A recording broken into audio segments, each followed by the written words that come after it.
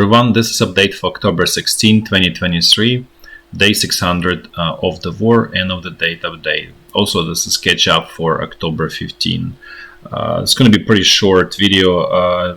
I'm going to start with general strategic updates. I'm going to switch to the situation on the battleground. In terms of strategic updates, there is not really much, with the exception of a couple things. Is Russian export of crude oil to India is really not continuing not to work. If you remember, I was talking about Russia exporting its crude oil to India, where it's actually processed and then exported, re-exported to Europe, sometimes to the US. So there's a lot of basically Russian gasoline and diesel fuel that's in Europe and in the US that are coming through India.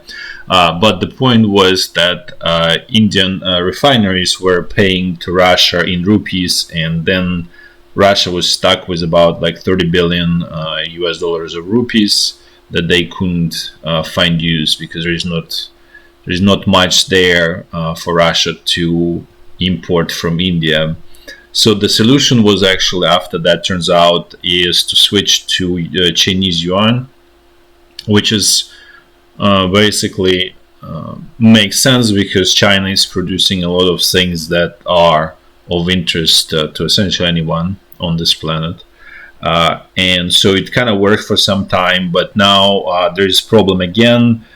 India hasn't paid for at least 7 cargoes of crude oil. And basically they don't want to continue paying in Chinese yuan. Unclear why, because it looks like on the surface this should be pretty profitable trade for Indian refineries, because then they reselling it, earning US dollars or euros, so it shouldn't be a problem. But it looks like this this route through India is not really working well for Russia, generally speaking. Now let's switch a little bit more. Another news about Russia is Russian president is already in China. He's going to meet with I think Mongolian president there, with Vietnamese president, and I think a couple more leaders from Southeast Asia, and then he's going to meet with Chinese president later. At the same time, there's also Kazakhstan president.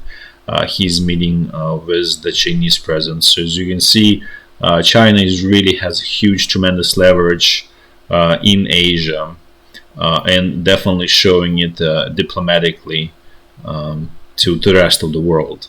And as you can see from the war between Israel and Palestine, is that it's trying to influence that as well. Now let's switch to the situation in Ukraine, and I'm gonna walk through the front line in a clockwise fashion, as I always do, starting from very north. So the situation along the state border remains the same, no essential changes. Now let's jump to the North Lugansk front line. Russian troops, as you can see, is putting pressure. It's not major offensive. It's multiple local tactical attacks, squeezes, literally primitive squeezes. This is not a major problem for at least for now. And even if there is some, 100-meter lost here or there, it's still definitely nothing major for now. Now let's move to the North Donbas front line. Northern sector is fairly quiet. Nothing's happening there. Southern as well. There's some local tactical Russian attacks to regain lost ground without much success so far.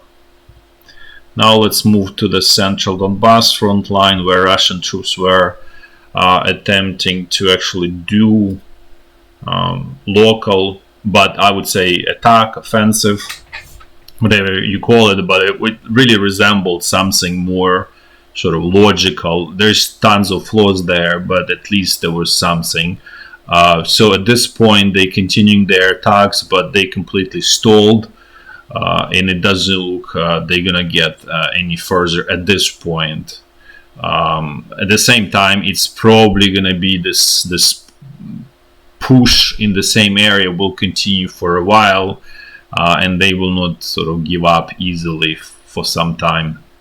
But the front line remains the same, what I've shown before. Essentially, nobody's controlling this critical hill, which is waste coal. It's heap, I think that's the name of it. So things remain the same as from October 14. Now let's jump to Zaporizhzhia front line.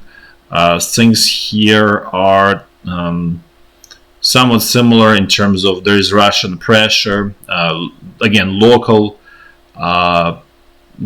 attacks. Nothing even. It's not truly offensives or nothing truly organized properly. Just local squeezes that essentially don't go anywhere. But the Russian side is pretty active, effectively trying to push back Ukrainian troops from what they managed to liberate since June 4th, when this so-called offensive has started.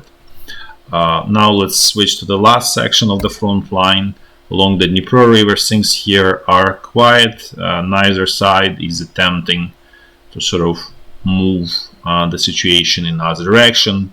And I would say at this point it does look that Ukrainian side is clearly on defensive.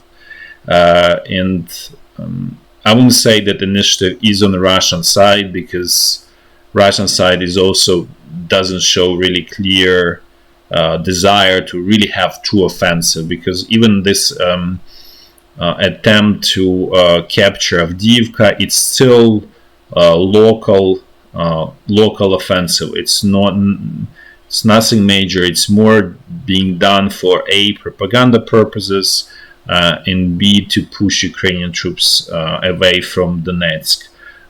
So again, there's no strategic sort of thinking behind it. It's just purely tactical thinking and propaganda thinking, which is always backwards.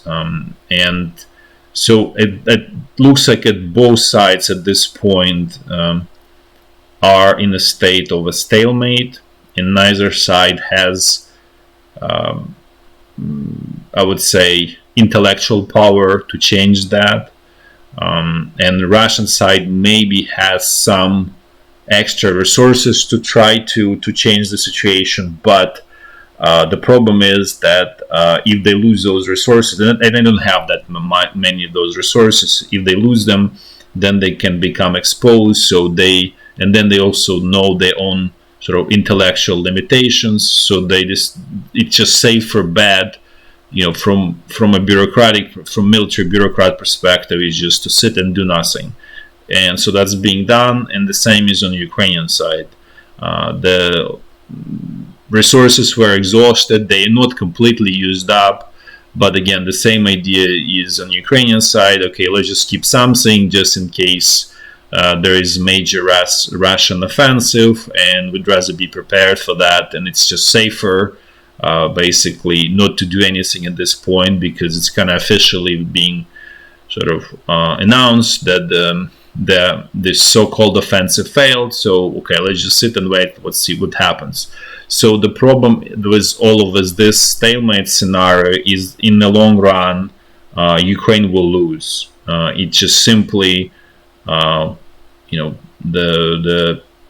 faster or smaller melting cube than Russia. And as I said many times before, it's at least 4 times smaller. So it just simply cannot afford to sit and wait. Otherwise, it just straight pass to complete defeat. And I just want to explain for those who just saying that this is just Russia will stop at what it captured right now, it will definitely will not. Russia wants entire Ukraine. And I would say after Ukraine, there will be Baltic states, and they will try also to let's say bite whatever they can out of Poland. And let's say if they capture everything, east of Wisla, then they will be totally happy. Basically, Russia will try to create a buffer zone to that it pushing as far as possible to the west. So hopefully this is a little bit clears up that this is not sort of Russia's. Russia is not interested in what it captured right now. The strategic goals are much bigger and much wider. That's all for today. Thanks for watching, and until next time, bye bye.